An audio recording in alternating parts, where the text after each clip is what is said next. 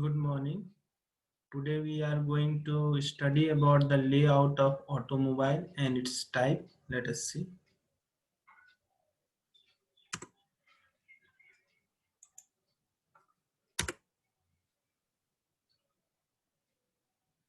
As we know that automobile is made up of many components, but it is classified into two types. Number one is chassis and the second one is the body. Chassis, it is a complete combination of various systems and components that enable a vehicle to run on the road. It consists of basic structure, power units, transmission system, etc. Under this, it is also called the skeleton of the vehicle. Mainly, chassis is the portion which supports the whole weight of the vehicle, and a body it provides suitable shape to the vehicle. It is mounted on the chassis. It consists of a door, window, roof, luxuries, AC, etc. Here is the diagram of automobile components. That is, this is the front portion, this is the rear portion. Here is the gearbox, here is the steering, this is the engine, this is the frame of the chassis, and here is the in the back portion there will be the fuel tank, propeller shaft. That's it. Uh, as we have already said that the function of a chassis is to support the load of the passenger as well as the good in the vehicles, and the next function is to support the load of the body as well as also it support the engine, gearbox, etc. And the third function is to withstand the forces caused due to the sudden braking or the acceleration, and the next function is to withstand the stresses caused due to the bad road condition, and the next function is to withstand the centrifugal force while concerning. That means the chassis should be designed properly for the safety of the passenger, and the goods mainly depend upon it. Next we are going to see this also is the diagram of a chassis. This shows the top view. This is the front view. Now let us see the types of chassis frame. Basically there are three type of chassis frame. First one is the conventional frame, second is the integral frame, third one is the semi-integral frame. Each and every type is having its advantage as well as a disadvantage. Let us see. This is the diagram of an integral frame. This one is the diagram of a semi-integral frame, and this one is the conventional chassis. In conventional chassis, each frame are joined with the help of rivets or bolts. So repairing is possible in this type, whereas in integral, all the parts itself are joined to the body itself, so repairing is not possible. Yeah, repairing is very difficult in body. If any damage occur, we have to totally replace it, whereas in semi integral some are the part of a body and some are the part of a conventional, which are joined with the help of a rivet or welding. Layout of an automobile. A layout of an automobile varies from manufacturer to manufacturer, but basically it is characterized into four parts. Following are the some kind of consideration for the choice of a particular layout. First while designing a layout, we should consider following main features. Number one is the reasonable cooling of an engine. Second one is the reasonable cooling of an engine means the engine should be placed in such a proper place that overheating of an engine should not occur. Otherwise, engine will not proper work or it will cause damage to the engine. Second one is the static and dynamic balancing of the vehicle. The layout should be such that it should be properly balanced. Otherwise, it will fall down or tumble down. And third one is the least transmission of noise, vibration, heat and smoke from one place to another. Otherwise, it will cause discomfort to the passenger as well as to the driver itself.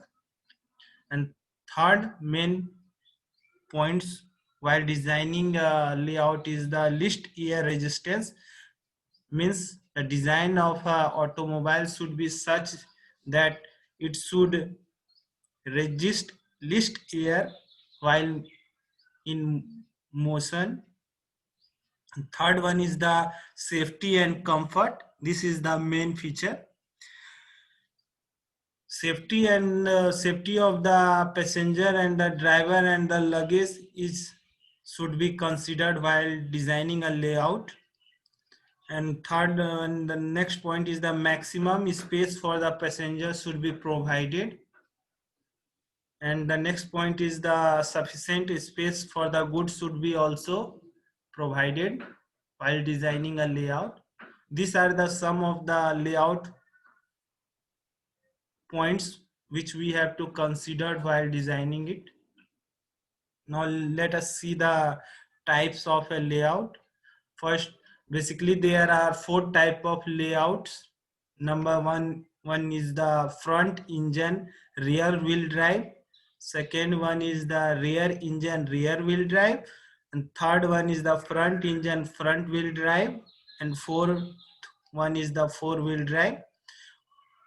All the type of a layout is having its own advantage and disadvantage. Let us see. First of all, we are going to see the front engine rear wheel drive. In front engine rear wheel drive, engine is placed in the front itself, whereas its power is transmitting with the help of a propeller shaft to the rear end side. So it is called the front engine rear wheel drive. It is also having its advantage. Let us see. It is a balanced weight distribution in the vehicle. And the second one advantage is the simple front axle design with steering mechanism, and the better engine cooling occur in this type. And the next is the accessibility to the various engine component is easier as it is placed in the front side, so its maintenance is very easily. And it is having disadvantage is that the power is transmitting to the rear side, so we have to use a long propeller shaft for the transmission of power. So there is might be a possibility of energy losses also, and it's also produce higher noise while driving. These are the some disadvantages. And the next one is the rear engine rear wheel drive. This is the diagram where in this type engine is placed itself in the rear side and the power itself is transmitting to the rear side. So there is no need of a long propeller as in case of the previous one. It is having some advantage. Let us see. This type of layout is just simple in design, and it is also having excellent traction and grip on the steep hills while moving in hilly areas. And it is having some disadvantage as the engine is placed in the rear side, so cooling of an engine is also not properly possible in this type. So we have to see more attention toward this. And as the engine is also placed in the back side, so we are getting a less space for the luggage space also. These are the some of the disadvantage. Now let us see the next type of layout: front engine, front wheel drive. In this case, engine is placed in the front side and power is transmitting itself into the front wheel.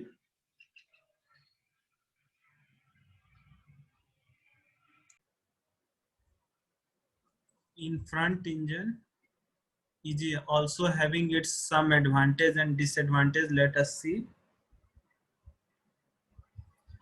As engine is placed in the front side itself and power is transmitting in the front wheel itself, it is having, as load is well distributed on the steered and driven wheel. And the next advantage is good road holding even on the wet road also. And the third one is the simple rear axle design. And the fourth one is the short power flow, as engine is placed in the front side. And the next, as the engine is placed in the front side, though, so good engine cooling is occurring here. And disadvantage of this type is that as it is front wheel drive, so when unwanted jerk or damper occurs on the road, influences the steering problem. And the next disadvantage is that this type requires higher power steering is required in this. And also next disadvantage, it is while climbing on a gradient, there is a possibility of slipping occur. Now the next type is the four-wheel drive. In this, as the power is transmitting to the all four wheels of the vehicle, so there is equal distribution of power. In this, it is also having some its advantage as well as disadvantage. Let us see what are the advantage. It is having event type wear. That means all the four wheels are getting weighed equal as the power is transmitting equally. And second advantage, it is that it is more axially balanced as the load is equally distributed over all the wheels. And the next advantage is better traction on smooth surface in all road condition, especially in the wet and wintry weather. It is also having some disadvantage. Number one is the this type vehicle is having more manufacturing cost. And the next disadvantage is that 5 to 10% fuel consumption is increased compared to the other type. And its example is the Jeep. Thank you. So in the next lecture, we will see the body construction of an automobile and its type.